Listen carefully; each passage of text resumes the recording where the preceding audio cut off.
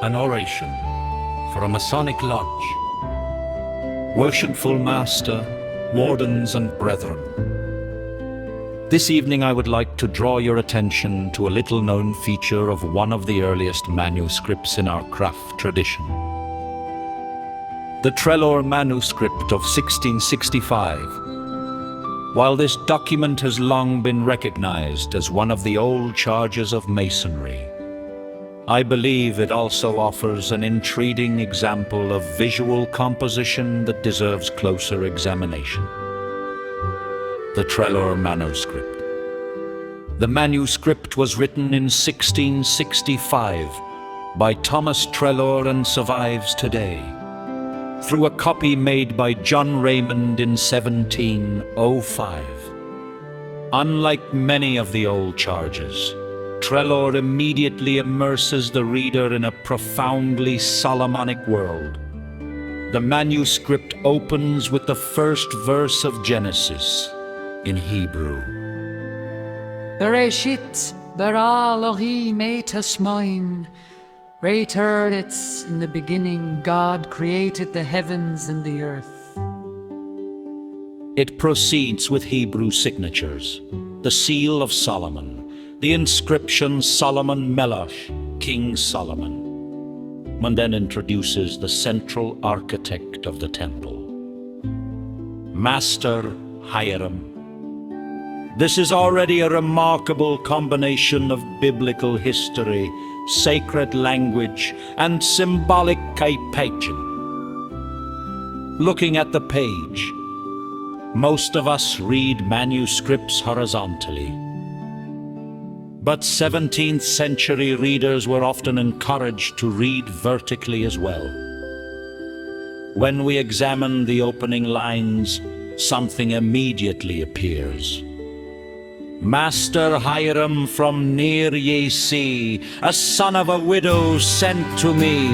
Solomon I, King David's son, of your stock are ye blessed one, not having. Reading only the initial letters produces one unmistakable word. N-E-S-O-N. The manuscript literally introduces the master builder with the word Mason standing vertically before the reader. Whether intended or accidental, every brother present can verify the legend simply by looking at the page. More than one reading. The page appears to reward multiple modes of reading. Within the same passage, another sequence emerges. One? These are not initials, but key words embedded within the lines themselves. Thus, the page operates on two levels simultaneously. The narrative tells the story. It quietly reinforces the identity of the Mason. This is entirely consistent with 17th century habits of composition, when Taikektet itself often carried symbolic meaning. Mason in Masonry. One additional feature deserves mention. The line following the acrostic begins. Received. If one reads the initial syllable visually, the sequence becomes Masonry. The contemporary spelling of masonry was often written masonry. Thus, the page appears to begin spelling the larger word while first establishing its essential root. Within Masonry.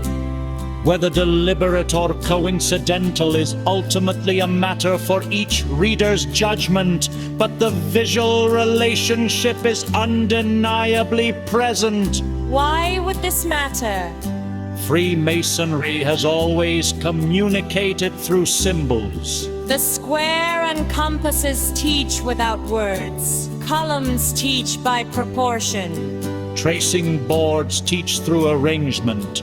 Architecture itself teaches through geometry. Should it surprise us that manuscripts might teach through J-Piety? The 17th century delighted in visual learning. Printers created shaped poems. Scholars embedded chronograms.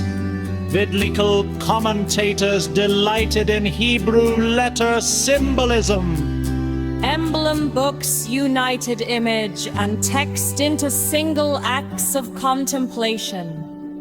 Against that cultural background, an acrostic spelling Mason would not have been unusual. Indeed, it would have been entirely appropriate. Elias Ashmole and the world of Trelor. Only 19 years before Trelor composed his manuscript, Elias Ashmole had been initiated into Masonry. Ashmole was not merely an antiquarian. He was deeply interested in alchemy, symbolism, sacred history, Hebrew learning, and the preservation of ancient traditions. The Trelor manuscript belongs to precisely that intellectual world, a world in which text, symbol, geometry, and sacred language were understood to reinforce one another. A lesson for modern readers. Modern readers often assume that words communicate only through grammar. Earlier readers frequently expected meaning to emerge through arrangement as well. Initial letters, Margins, capitalization, letter forms, of spacing. these were not always accidental, Sometimes they were simply aesthetic, sometimes mnemonic, sometimes demonic. and occasionally they invited the attentive reader to discover an additional layer of meaning. A closing reflection.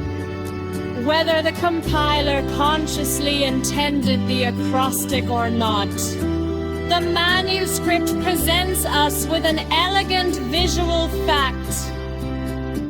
At the very moment Hiram, Solomon, and the temple are introduced, the opening letters spell